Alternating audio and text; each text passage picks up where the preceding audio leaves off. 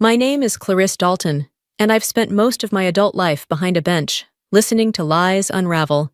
You'd think I'd be immune to cruelty by now, but nothing hardens you quite like the kind that comes wrapped in a silk dress and a sister's smile. The engagement party was grand. Crystal glasses clinked beneath soft chandeliers, and music hummed from a string quartet in the corner. Her fiancé's family was everywhere. Perfect teeth, perfect posture, perfect ignorance. And then there was me, the older sister no one bothered to introduce properly, the one they called quiet, as if that were an insult. I arrived on time, dressed in understated black, just as I always do in court. And as I crossed the room toward the champagne table, my sister looked me straight in the eyes, tilted her head ever so slightly, and smiled. Not the kind of smile that welcomes, the kind that says, "You're not supposed to be here." She leaned into her friends, whispered something behind her hand, and they all turned to glance at me, curious, amused, dismissive. I didn't flinch. I've heard murderers try to charm a jury. I've watched families crumble under the weight of one bad decision. But that night, standing under the soft glow of chandeliers and judgment, I realized something else. The worst betrayals don't come from strangers. They come from the people who know exactly where to aim. People often assume that silence means weakness, that if you don't fight back, you must not have the strength. But the truth is, some of us learned early on that being invisible was safer, cleaner, easier to survive. Growing up with Camille meant learning how to make myself small. She was the bright one, the charming one, the one who knew how to tilt her head just right to get what she wanted. Our parents doted on her like she was made of porcelain and gold. "Your sister has such a way with people," they'd say, usually after she'd gotten out of trouble with a quick lie or a perfect pout. Meanwhile, I was the quiet one, the serious one, the too intense child who read in corners and corrected teachers. By the time we were in high school, Camille had already decided I was boring. She'd host parties I wasn't invited to, tell people I was adopted from the library, and mock the way I dressed.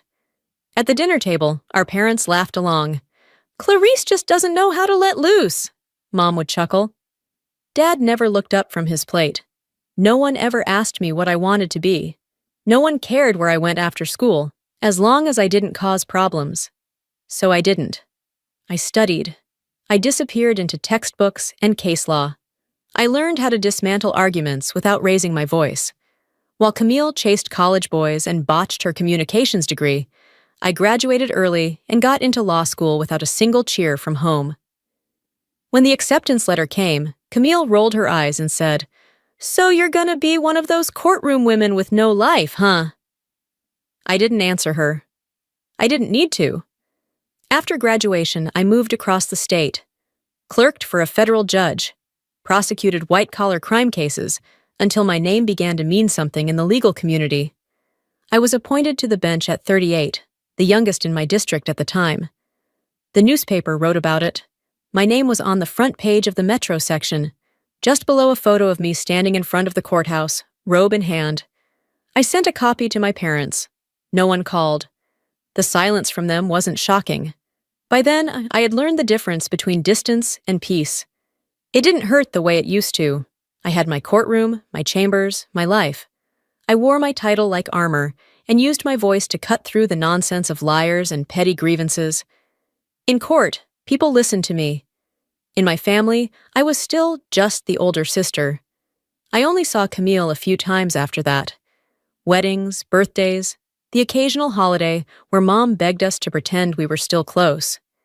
She'd show up in sequins and stilettos, always with a new story about how exhausting her social life was. I'd sit at the end of the table, watching her perform, wondering how someone could be so full of noise and still say nothing that mattered. We hadn't spoken in over a year when I got the invitation. It was a glossy white envelope with rose gold trim, scented, of course, with some cloying floral perfume. Inside was a card that read, "Join us in celebrating the engagement of Camille Dalton and Jonathan Pierce." There was no mention of me on the invite, no +1, not even a handwritten note. Then came the text, "Hi sis, just FYI. Don't feel like you have to come if you're busy. Jonathan's family is a little high profile. Try not to wear anything too serious, okay? XXC. Too serious. That line stayed with me for days. She had no idea how serious I'd become. How many lives I'd changed with the swing of a gavel. How many men in $1,000 suits had called me Your Honor, with trembling voices. Camille still thought of me as the girl in second-hand clothes, clinging to books and formality. She didn't know me at all, but that was the thing. They never asked. So I bought a dress. Simple, black, elegant. Not flashy, just tailored. I booked a flight, rented a car, declined the hotel room she offered, and made my own arrangements. And then, for the first time in a decade, I walked back into the lion's den with no intention of shrinking. I wasn't going for her. I wasn't even going for them. I was going for the silence. The one that had followed me for years. And the one I was finally ready to break. The venue was a glassy hilltop estate, with manicured hedges and valet parking.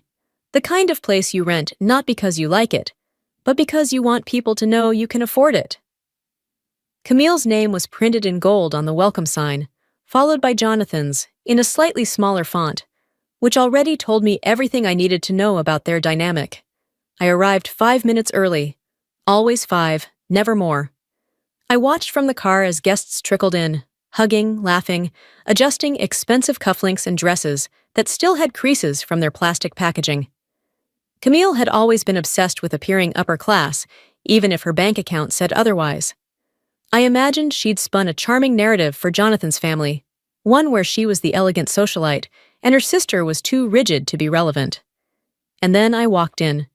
There was no announcement, no gasp, just a glance from the hostess who handed me a champagne flute and said, "Welcome." Her voice was polite, distant, and I could tell she had no idea who I was. Perfect. Inside, the place was buzzing. People in polished shoes and practiced smiles floated from corner to corner, circling Camille like she was the sun. I stayed near the back, sipping quietly, watching how easily everyone fell into orbit around her. She looked beautiful, I'll admit that. But beauty and character have never had much to do with each other. I caught sight of our parents across the room. My father's hair was grayer, but he still had that same passive expression he wore through most of our childhoods, present but not involved. My mother, on the other hand, was beaming, wearing a dress too young for her age and a necklace I recognized as a gift I'd sent years ago, one she'd never acknowledged. She saw me, paused, and smiled with a polite confusion, like I was an acquaintance she couldn't quite place. Then turned back to her friends. Not a word, not even a wave.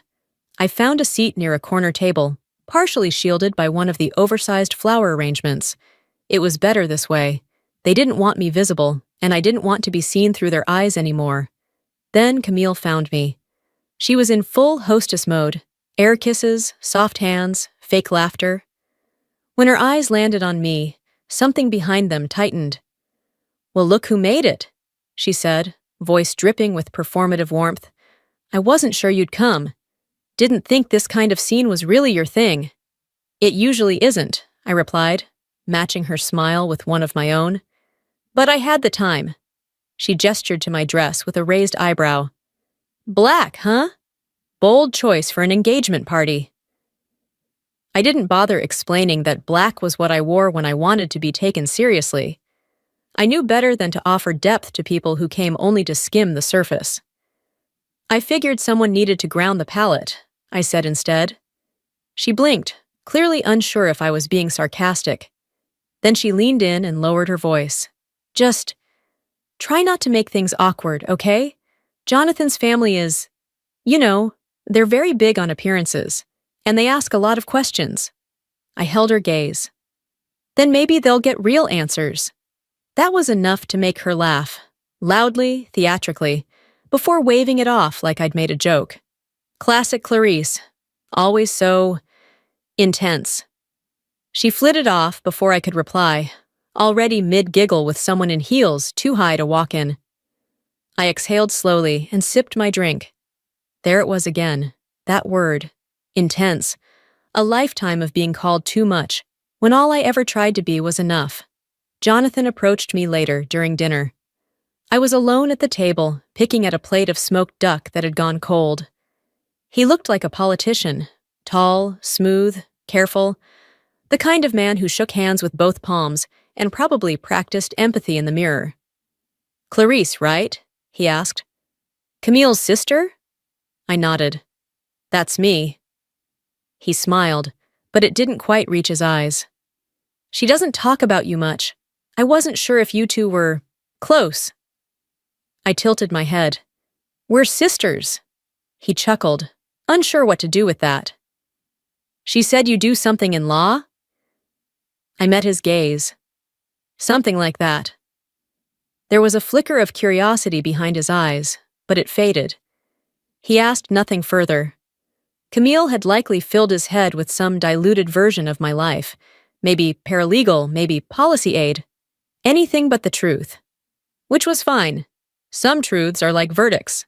You don't hand them out before the trial's over. Dinner gave way to speeches.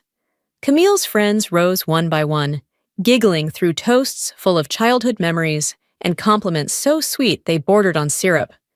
It was the kind of performance that made people feel important by association, laugh in the right places, sip on cue, smile for the camera.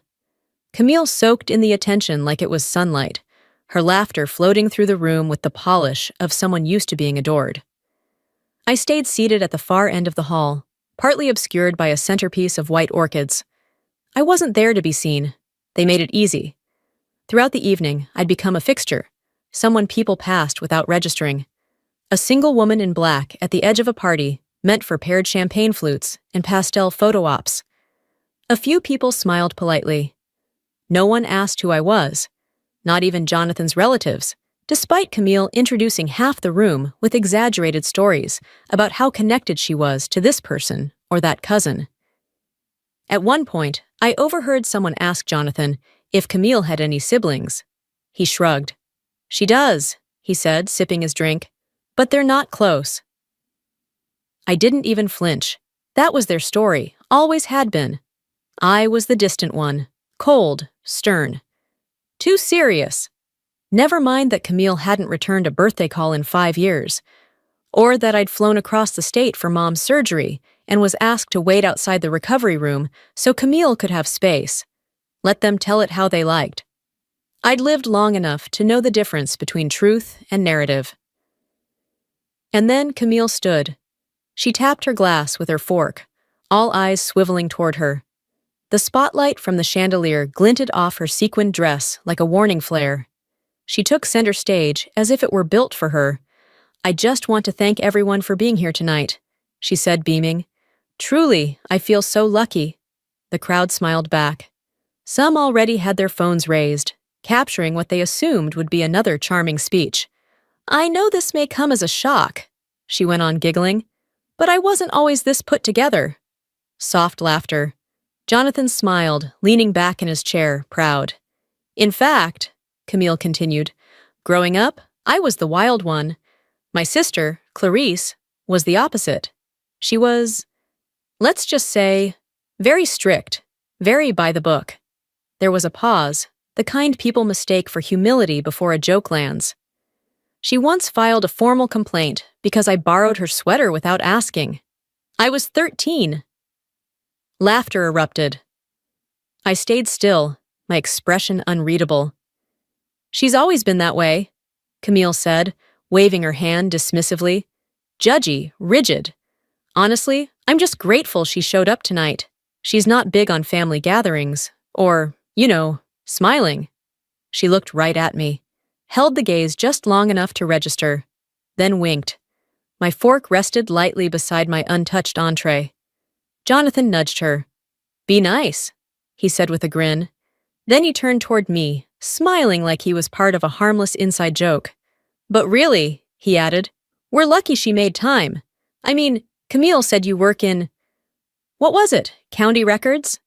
I tilted my head slightly, not speaking. "Or maybe admin," he added. "Either way, sounds like important paperwork." There it was. The insult wasn't even cruel. It was worse. It was condescendingly small, an erasure spoken so casually it didn't even sting, just clarified. Camille looked pleased. Her smile stretched like a cat's, basking in the assumption that I would, as always, swallow it in silence. I wiped the edge of my glass and met Jonathan's gaze. "I'm sorry," I said calmly. "Where did you hear that?" He blinked. "Camille said something about you working in government, office work?" I didn't answer right away. Let the moment stretch. Let the pressure build where their confidence used to sit. "No," I said. "That's not correct."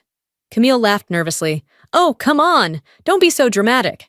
"She's right," I said, still looking at Jonathan. "I don't work in office administration." Another pause, longer this time. "I'm a judge," I said. The silence was immediate, thick, like the room had inhaled and didn't know how to exhale. From a table to the left, a voice broke through. "Wait, Judge Dalton?" Heads turned. Someone gasped. A woman closer to the stage narrowed her eyes. "From the Ferris decision?" she whispered. I heard it. So did Camille. Jonathan stared at me like he was seeing something under the surface of a painting, something he hadn't realized was there. "You're a judge?" he asked. But this time there was no grin, no charm. I nodded once. "Superior Court, 11th District." His hand dropped from Camille's back. "But Camille said you never really made it far, that you were—" I didn't wait for the rest. The woman in green near the bar spoke up again, louder now. "She handled the Eastman case. That sentencing got national coverage." More murmurs. Phones slipped out of pockets. Google searches launched beneath linen tablecloths. One man adjusted his tie. A woman looked sheepish as she realized she had been laughing just moments earlier. And Camille? Her face shifted. No longer confident. Not angry. Just cornered. "I didn't know she was still doing that," she muttered. "I thought she gave it up." I stood then, not abruptly, slowly, with purpose. I folded my napkin and set it gently on my plate. Every move carried weight now, not because I forced it, but because the weight had always been there. They just never saw it. I met Jonathan's eyes one last time.